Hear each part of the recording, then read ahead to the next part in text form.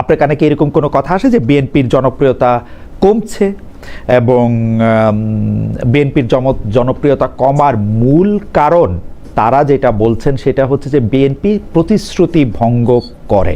BNP বলেছিল যে তারা স্বজনপ্রীতি করবে না, তারা তাদের দলের মধ্যে যেভাবে শাসন করা দরকার তার মধ্যে গুণগত পরিবর্তন আনবে, তার কোনো কিছুই তারা দেখতে পাচ্ছে না। আমি আপনার কাছে জানতে চাই আপনিও এটা মনে করেন কিনা যে বিএনপির জনপ্রিয়তা কমছে? বিএনপির সাথে যে জায়গাটাতে আসলে ছিল সমস্যাটা, আমি এটা জাস্ট একটু উল্লেখ করি। প্রথমত হচ্ছে একটা সম্মানজনক শেয়ারিং হতে হবে, আসন শেয়ারিং এর জায়গাটা। তো সেখানে যদি এমন হয়, ধরেন এনসিপির 8 থেকে 10 জনকে ন্যাশনালি সবাই চিনে, বিএনপি শুধু তাদেরকেই আসন দিতে চান, তাহলে আমরা তো শুধুমাত্র ওই কয়েকটা ব্যক্তি কেন্দ্রিক রাজনীতিটা করলে আমাদের আগামীর জন্য কিংবা আমাদের সাথে যারা সেকেন্ড লেয়ার থার্ড লেয়ারে আরো যারা রাজনীতি করেন জাতীয়ভাবে, তাদেরকে যদি আমরা এই সুযোগটা না দিতে পারি, স্থানীয়ভাবে আমার একটা জেলাতে যিনি জেলার সভাপতি হিসেবে ওই জেলাটা গুছিয়ে একটু জানার জন্য সার্জিস, একটু জানার জন্য, জামায়াত আপনাদেরকে 30টা আসনে মানে সমঝোতা হয়েছিল জামাতের সঙ্গে, বা আপনারা একইভাবে, বিএনপি আপনাদের কতটা দিতে চেয়েছিল? না, এটা আসলে কি, মানে আমরা যখন এই কথাগুলো, প্রথমত আমি যদি বলি বিএনপি একটা ডেমোক্রেটিক পার্টি, মধ্যম পন্থার রাজনীতি করার চেষ্টা করে, আমরাও একটা ডেমোক্রেটিক পার্টি, মধ্যম পন্থার রাজনীতি করার চেষ্টা করি। সো এমন না যে বিএনপির ডোরটা আমাদের অফ ছিল, বরং বিএনপির সাথেও সমান তালে আলোচনা হচ্ছিল। কিন্তু যখন এই সিটের আলোচনাটা হয় 8টা থেকে 10টার মধ্যে, তখন আমরা মনে করেছি এটা দীর্ঘমেয়াদী রাজনীতির জন্য এনসিপি একটা ক্ষতির মুখে পড়বে। আরেকটা গুরুত্বপূর্ণ বিষয় ছিল যে মাঠ পর্যায়ের যে সেন্টিমেন্টটা, ওই সেন্টিমেন্টটা নির্বাচনের বেশ আগে থেকে বিএনপির মাঠ পর্যায়ের কিছু নেতাকর্মীর বিভিন্ন ধরনের অপকর্ম বলি, চাঁদাবাজি বলি, দখলদারিত্ব, ক্ষমতার অপব্যবহার, মামলা বাণিজ্য, এগুলোর কারণে একটা অ্যান্টি বিএনপি সেন্টিমেন্টের জায়গাটা তৈরি হয়েছিল। আরেকটা বিষয় ছিল যেটা আমরা চিন্তা করছিলাম, যে আপনি দেখবেন বিএনপি যে কয়েকটা আসন ছেড়েছে তাদের জোট সঙ্গীদেরকে, সেখানেও অধিকাংশ জায়গায় বিদ্রোহী প্রার্থী আছে, এবং বিএনপির যে আসনগুলো ছিল সেখানেও বিএনপির বিদ্রোহী প্রার্থী আছে, এবং তাদেরকে বহিষ্কার করে সরাসরি বিএনপির চেয়ারপারসন জনাব তারেক রহমান বলার পরও তাদেরকে বসাতে পারেন নাই। তাহলে আমাদের মতো একটা নতুন রাজনৈতিক দলের জামায়াতের ক্ষেত্রে আমি জনাব সারোয়ার তুষারের আসনটার কথা মনে করতে পারি, নরসিংদীতে, দুইটা আসনে আমাদের, যে আবার এদিকে রাজবাড়ীতে সম্ভবত কবির আসনেও আমাদের 30টা আসনের মধ্যে 2টা আসনে এরকম হয়েছে। 28টা আসনে আমরা এই সহযোগিতাটা পেয়েছি। এখন আপনি চিন্তা করেন বিএনপির ক্ষেত্রে যদি 8 থেকে 10টা হতো, সেখানে আমরা এই সম্ভাবনাটা আরো বেশি দেখি, অন্তত 5টাতে এমন হতো। তাহলে দিন শেষে আমরা যে কারণে জোট করছি যে আমাদের যেমন রাজপথে আমাদের অংশগ্রহণ লাগবে, সংগঠন দাঁড় করাতে হবে, আমাদের সংসদেও প্রতিনিধিত্ব লাগবে, কারণ দিন শেষে সারা দেশের মানুষজন যখন ওই সংসদের দিকে তাকিয়ে থাকে, তাদের একজন প্রতিনিধি ওখানে প্রত্যাশা করে। আবার সারা দেশের এই ক্ষমতা কেন্দ্রিক আমলাতন্ত্রের স্ট্রাকচার বলেন, প্রশাসনের স্ট্রাকচার বলেন, তারা আসলে ক্ষমতার দিকে নুয়ে থাকে। এখন আপনি দেখবেন যে আমার একজন এমপি হয়েছে বিরোধী দলের, তারপরও তিনি ওই আসনের এমপি হওয়ার পরও ইউএনও, ওসি কিংবা ডিসি তার কথা খুব একটা শুনতে চান না, কারণ সেখানে সরকার হচ্ছে বিএনপির। তাহলে বিএনপির সভাপতি কে আছে ওই ইউনিটে, তার কথা শুনে ওই দিকে বেশি ঝুঁকে যায়। আমি শুনেছি যে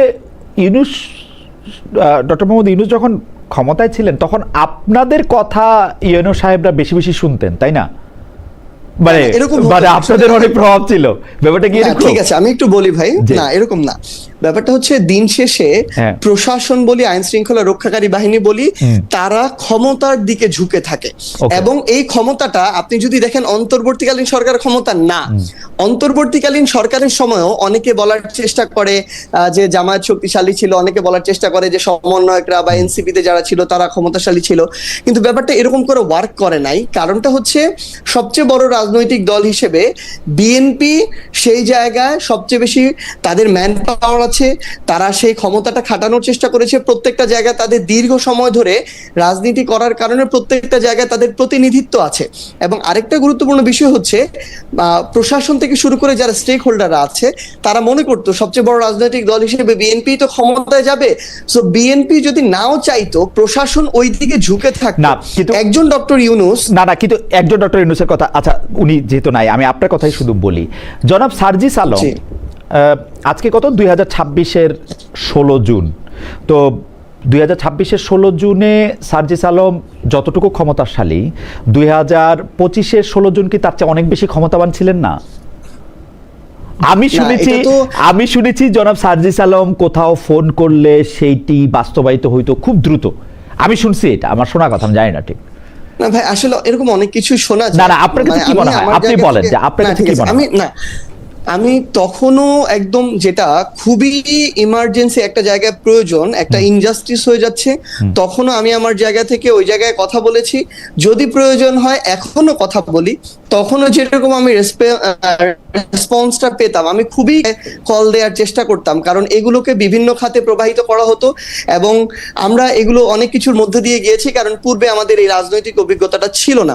তো এখনো যদি এরকম কোথাও মনে হয়, আমরা যোগাযোগ করি প্রশাসনে বা বিভিন্ন জায়গায়, যদি আমাদের দাবিটা ন্যায়সঙ্গত হয় আমরা ওইটুকু পজিটিভ রেসপন্স পাই আমাদের জায়গা থেকে। তবে তখনও এরকম কিছু কর্মকর্তা কর্মচারী ছিল যারা মানে আমাদের অনেক কিছুকে হয়তো পজিটিভলি নিত না, হয়তো বা তার সাথে একটা আওয়ামী লীগের সংশ্লিষ্টতা বা কিছু ছিল এমন হতে পারে, বা এমন অনেকেই আছে যাদের সাথে হয়তো আমাদের মতাদর্শিক পার্থক্য থাকতে পারে, দলীয় পার্থক্য থাকতে পারে, এমন কিছু মানুষ তখনও ছিল, এখনো আছে।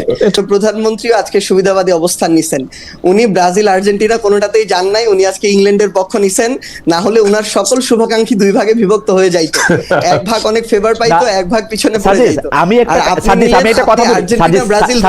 কথা বলি, সেইটা হচ্ছে যে ব্রাজিল, আর্জেন্টিনা, উরুগুয়ে, কলম্বিয়া বা ভেনেজুয়েলা, মানে এই দেশগুলির খেলা দেখে আমরা ফুটবল খেলাকে ভালোবাসি। আসলে ঘটনা হচ্ছে 82-86 সালের আগ পর্যন্ত এটা সুবিধাবাদী অবস্থান না ভাই। আপনি আর্জেন্টিনা সাপোর্টার, আমি জানি, আপনি আর্জেন্টিনা সাপোর্টার আমি জানি, নাসিরও আর্জেন্টিনা সাপোর্টার। এটা পৃথিবী দুই ভাগ হওয়ার জন্য না। আমি মনে করি ব্রাজিল আর আর্জেন্টিনার যে দ্বন্দ্ব আমাদের দেশে, সেইটাই ফেক। সরকারে যদি আসি, আসলে আমরা এখন একটা সংসদে বিরোধী দলীয় জোট হিসেবে ফাংশন করছি। তো সেই জায়গা থেকে আসলে আমাদের অনেকের এই প্রশ্নটা ছিল যে স্থানীয়ভাবে আমরা একসাথে জাতীয় নির্বাচনের মতো নির্বাচন করব কিনা, কিন্তু আমরা যখন যে খুব স্বাভাবিকভাবে আমাদের জোটের বড় রাজনৈতিক দল জামায়াতে ইসলামী, তাদের সাথে আমরা যখন কথা বলেছি, তাদের ইচ্ছাটা হলো তারা এককভাবে এই নির্বাচনটা করতে চায় এবং আমাদের মনে হয়েছে যে আমরাও এই নির্বাচনটা এখন পর্যন্ত আমাদের সিদ্ধান্ত এককভাবে করতে চাই। কারণটা হচ্ছে এর মধ্য দিয়ে আমরা যেমন যেই 30টা আসনে জাতীয় নির্বাচন করেছি শাপলাকলি প্রতীকে, সেখানে ওয়ার্ড পর্যন্ত এনসিপির একটা ভিত্তি তৈরি হয়েছে। সো আমরা স্থানীয় নির্বাচনও যদি এককভাবে এই নির্বাচনটা করতে পারি, আমরা হয়তো খুব বেশি জায়গায় জিততে পারবো না, কিন্তু ওই জায়গায় আমাদের একটা সমর্থক, শুভাকাঙ্ক্ষী কিংবা ভোট বেস তৈরি হবে, অন্তত একটা সাংগঠনিক কাঠামো তৈরি হবে। আমার একটু জানার ইচ্ছা, যেহেতু আপনি মুখ্য সংগঠক একটা বড় জায়গার, আপনার কাছে ভাই আমাকে একটু ভাই একটা জিনিস বলি, কিছু মনে করে না, আমাকে হচ্ছে জনাব সার্জিস বললে ভালো হবে, আলম শুনলে সালামের কথা মাথায় চলে আসে। না মানে লাস্ট নেমটার সাথে জনাব করতে হয়, তো সেই জন্য আমি এটা বলছিলাম আর কি। আমার অসুবিধা নাই, আপনি আমাকে অনুমতি দিলে আপনাকে সার্জিস বলেও ডাকতে পারি আমি, মানে আপনি যদি কিছু মনে না করেন। তো সার্জিস, যে জিনিসটা আমি বুঝতে চেষ্টা করতেছিলাম যে আপনি মাঠ পর্যায়ে যখন বিশেষ করে স্থানীয় সরকার নির্বাচনগুলি খুব হিটেড হয়, আপনি জানেন বা এই ব্যাপারে যাদের অভিজ্ঞতা, তো সেই ক্ষেত্রে কি জামায়াতে ইসলামীর সাথে আপনাদের যে জোটটা এখন সংসদে বা যেটাকে আপনারা নির্বাচনী জোট বলছেন, সেইটা কোনোভাবে হ্যাম্পার্ড হতে পারে? কারণ আপনাদের হয়তো, আপনাকেই হয়তো সেখানে গিয়ে কোনো একটা অঞ্চলে আপনাকে হয়তো জামাত ইসলামের বিপক্ষে কিছু একটা বলতে হইতে পারে, আমি জানি না, মানে এইটা আপনারা চিন্তা করেছেন? জি, এটা একদমই স্বাভাবিক এবং এটা আমরা চিন্তাও করেছি। এই জায়গা থেকে আসলে জোটের যে বন্ডিংটা কিংবা হচ্ছে যেভাবে পারফর্ম করার জায়গাটা, আমি এটা মনে করি আপাত দৃষ্টিতে কিছুটা ওইখানে নির্বাচন চলাকালীন সময় ডিস্টেন্স ক্রিয়েট হবে। কারণ দিন শেষে মাঠ পর্যায়ের এই যে সোশ্যাল মিডিয়া কেন্দ্রিক বা মাঠ পর্যায়ে নির্বাচনী এনভায়রনমেন্টটাতে আপনি দেখেন, যখনই দক্ষিণে সাদিক কায়েমের নাম আসলো, আসিফ মাহমুদের যারা সমর্থক শুভাকাঙ্ক্ষী, সাদিক কায়েমের যারা সমর্থক শুভাকাঙ্ক্ষী, তাদের মধ্যে কিন্তু একটা মানে সোশ্যাল মিডিয়া একটা ফাইট শুরু হলো আর কি, আসার সাথে সাথে। কিন্তু ধরেন বিএনপির যিনি প্রার্থী হতে যাবেন, তার সাথে কিন্তু এটা হয় নাই। সো ওই জায়গা থেকে মনে হয় হয়তো কিছুটা এই জায়গায় একটা ডিস্টেন্স আসতে পারে। কিন্তু দিন শেষে রাজনৈতিক জোটটা আবার দেশের স্বার্থে, সংসদের স্বার্থে এটা গুরুত্বপূর্ণ, কারণ মানে আপনারা যে অবস্থায় বিরোধী দল আছে দুইটাকে আলাদা আলাদা করতে পারবেন, মানে ক্লাব ফুটবল আর বিশ্বকাপ ফুটবলের মতো যেরকম আমরা করার চেষ্টা করব আমরা, তবে এটাতে কতটুকু সফল হবে এটা সময়ই বলে দিবে। তবে এখনো যেহেতু স্থানীয় নির্বাচন অন্তত আরো 6 মাস আছে, আমরা যেটা বুঝতে পারছি আমাদের স্থানীয় সরকারের যিনি মন্ত্রী আছেন, আমাদের মহাসচিব, তার কথায়, তাহলে সময়ের সাথে সাথে আরো বোঝা যাবে নির্বাচনের 1 মাস 2 মাস আগে গিয়ে যে এখানে তো কয়েকটা লেয়ার, সিটি কর্পোরেশন আছে, উপজেলা আছে, পৌরসভা আছে, ইউনিয়ন, ওয়ার্ড আছে। সো এমনও হতে পারে 2-1টা লেয়ারে জোটগতভাবে হলো, যেটা করা সম্ভব, যেটা বড় আকারে, এমন হতে পারে বাকিগুলো এককভাবে হলো, কিন্তু এখন পর্যন্ত আমরা এককভাবে প্রস্তুতি নিয়ে আগাচ্ছি।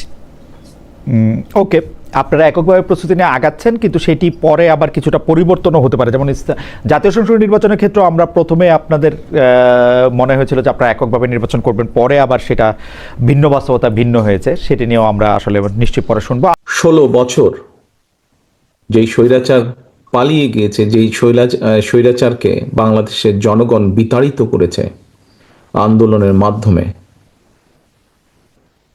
সেই স্বৈরাচার এই দেশের প্রত্যেকটি ক্ষেত্রকে কিভাবে ধ্বংস করে দিয়ে গিয়েছে এটি আমরা জীবনের পরতে পরতে অনুভব করতে পারি। কিভাবে দেশের অর্থনৈতিক ব্যবস্থা ভেঙে দিয়ে গিয়েছে, কিভাবে দেশের আইন শৃঙ্খলা ভেঙে দিয়ে গিয়েছে, কিভাবে দেশের শিক্ষা ব্যবস্থাকে ধ্বংস করে দিয়ে গিয়েছে, কিভাবে দেশের স্বাস্থ্য ব্যবস্থাকে ধ্বংস করে দিয়ে গেছে, কিভাবে দেশের প্রাকৃতিক অবস্থাগুলোকে, নদী, নালা, খাল, বিল, বন, জঙ্গলকে ধ্বংস করে দিয়ে গিয়েছে, কিভাবে দেশের কৃষি, যেটাই বলি না কেন, সব কিছুকে যেভাবে ধ্বংস করে দিয়ে গিয়েছে, এর ভুক্তভোগী কিন্তু এই দেশের মানুষ। এখন একটি রাজনৈতিক দল হিসাবে এবং এই মুহূর্ত পর্যন্ত আত্মবিশ্বাসের সঙ্গে আমরা বলতে পারি বাংলাদেশের জনপ্রিয় রাজনৈতিক দল হিসাবে বিএনপির দায়িত্ব হচ্ছে দেশকে সঠিকভাবে পরিচালনা করা। দেশের মানুষ যখন বিএনপিকে দেশের দায়িত্ব পরিচালনার দায়িত্ব দেবে, প্রিয় ভাই বোনেরা, যেদিন স্বৈরাচার পালিয়ে যায় আমাকে মহাসচিব সাহেব তখন ফোন করলেন, ফোন করে বললেন যে জাতীয় সরকার গঠিত করলে ভালো হয় কিনা, অথবা আমরা জাতীয় সরকারে যাব কিনা। তখন বিভিন্ন রকম একটা হেফাজত কন্ডিশন। আমি তখন বলেছিলাম যে আমরা জনগণের রায় মাথা পেতে নেব, আমরা জনগণের কাছে যাব, আমরা জনগণ যে সিদ্ধান্ত দিবে তাই আমরা মাথা পেতে নেব। কাজেই আমি সেই মুহূর্তে মনে করেছিলাম যে জাতীয় সরকারে আমরা যাব না, আমাদের লক্ষ্য, আমাদের উদ্দেশ্য সব কিছু নিয়ে আমরা জনগণের সামনে দাঁড়াবো। আমরা স্লোগানে বলি যে জনগণই আমাদের সকল ক্ষমতার, রাজনৈতিক ক্ষমতার উৎস। কাজে জনগণই যদি আমাদের রাজনৈতিক ক্ষমতার উৎস হয়ে থাকে, তাহলে কেন আমরা জনগণের সামনে গিয়ে দাঁড়াবো না? আমাদের লক্ষ্য বলবো দেশকে নিয়ে, জনগণকে নিয়ে, আমাদের উদ্দেশ্য বলবো দেশকে নিয়ে, জনগণকে নিয়ে, এবং জনগণ যে সিদ্ধান্ত দেবে আমরা মাথা পেতে সে সিদ্ধান্ত নিব। প্রিয় ভাই বোনেরা, তোমাদের নিশ্চয়ই মনে আছে আজকে থেকে প্রায় 3 বছর আগে বাংলাদেশে তখনও স্বৈরাচার বিপুল দাপটে এই দেশকে, দেশের মানুষের বাক স্বাধীনতার গলা টিপে রেখেছে, দেশের মানুষের রাজনৈতিক অধিকারের গলা টিপে রেখেছে।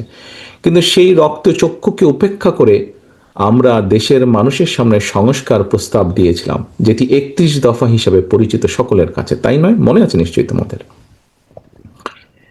এই 31 দফার মধ্যে তোমরা এই 31 দফা মানুষের কাছে নিয়ে গিয়েছ। আজকে আমরা 31 দফার ভেতর থেকে বিভিন্ন শ্রেণীর মানুষের কিভাবে আমরা ভাগ্যের পরিবর্তন ঘটাতে পারি, সংক্ষেপে তোমাদের সামনে আজকে 8টি সাবজেক্ট উপস্থাপন করা হয়েছে। এর মধ্যে আছে, এখানে এক বোন বলেছে সে ক্ষুদ্র জনগোষ্ঠীর প্রতিনিধিত্ব হিসেবে বলেছে, তার প্রশ্নটি অন্যরকম ছিল। অন্য অনেকেই বলেছে, শিক্ষা নিয়ে বলেছে, অনেক কিছু নিয়ে বলেছে। দেখো, বাংলাদেশ যখন 1971 সালে স্বাধীন হয়, সেই স্বাধীনতা যুদ্ধে লক্ষ লক্ষ মানুষ যুদ্ধ করেছে, লক্ষ লক্ষ মানুষ প্রাণ দিয়েছে যুদ্ধে। অর্থাৎ দেশটি স্বাধীন করার জন্য কিন্তু লক্ষ লক্ষ মানুষকে এক কাতারে এসে দাঁড়াতে হয়েছে। আজকে আমরা দেশ গড়ার পরিকল্পনা, এই কাজটি যদি আমাদেরকে সফল করতে হয়, সারাদিন যে সকল বিষয় নিয়ে তোমরা আলোচনা করলে, এই কাজগুলোকে নিয়ে যদি আমাদের সফল করতে হয়, অর্থাৎ দেশকে যদি সামনে নিয়ে যেতে হয়, মানুষকে যদি তার অবস্থান পরিবর্তন করে ভালো অবস্থানে নিতে হয়, তাহলে আমাদের সকলকে কাঁধে কাঁধ মিলিয়ে কাজ করতে হবে। আমি গত 5ই আগস্টের পর থেকে আমি গত প্রায় 1 বছরের বেশি সময় ধরে বলে আসছি যে আমাদের সামনের সময়গুলো কিন্তু খুব ভালো নয়। সামনে অনেক কঠিন সময়ে অপেক্ষা করছে আমাদের জন্য। বিভিন্নভাবে বিভিন্ন রকম ষড়যন্ত্র বিভিন্ন জায়গায় হচ্ছে। এই ষড়যন্ত্র রুখে দিতে পারে এই দেশের জনগণ, এবং এই ষড়যন্ত্র জনগণকে নিয়ে সাথে রুখে দিতে পারে বিএনপি, বাংলাদেশ জাতীয়তাবাদী দল। এই ষড়যন্ত্র রুখে দেবার একমাত্র উপায় হচ্ছে গণতন্ত্র এবং গণতন্ত্র। আমরা যদি গণতন্ত্রকে প্রতিষ্ঠিত করতে পারি, যে কোনো মূল্যে জনগণের মতামতকে প্রতিষ্ঠিত করতে পারি, তাহলে অবশ্যই অনেক ষড়যন্ত্রকে আমরা রুখে দিতে পারবো। কিন্তু ষড়যন্ত্রকে রুখে দিতে পারলেও তারপরেও কিন্তু সামনে অনেক কঠিন সময়। একটু আগেই আমি বলেছি, এবং তোমরা নিজেরাও জানো, তোমরা আজকে ছাত্র দলের প্রতিনিধি হিসাবে এখানে প্রত্যেকে উপস্থিত আছো, ছাত্র হিসাবে তোমাদের নিজেদের ধারণা আছে, প্রত্যেকটি ক্ষেত্রে একটি অরাজকতা বিরাজ করছে। কাজে আমরা